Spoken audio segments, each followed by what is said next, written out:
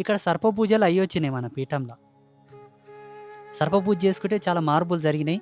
సర్పపూజ చేసుకోవాలనుకుంటే ఆడ వస్తు సామాగ్రి ఇస్తారు, చేయించే వాలంటీర్స్ ఉంటారు. చేసుకోండి, పోండి.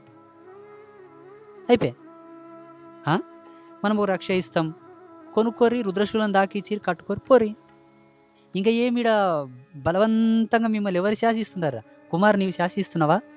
సీను, నీవు శాసిస్తున్నావా? మీరే ఉంటారీడ పాపం. ఇంక అందరూ పోయేటి, వీళ్ళంతా పోయే కాకులే. ప్రదీప్, నీవు శాసిస్తున్నావా? నిజం చెప్పు. నువ్వు అరుస్తావు అప్పుడప్పుడు.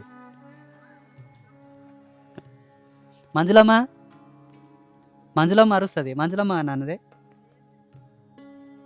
మీరు ఈ పీఠాన్ని స్వాతంత్రమైనటువంటి హక్కులతో వాడుకోండి.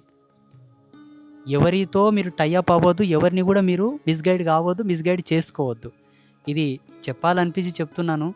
దయచేసి అర్థం చేసుకోగలరు. ఎవరైనా మీ బంధువులు ఎవరైనా కూడా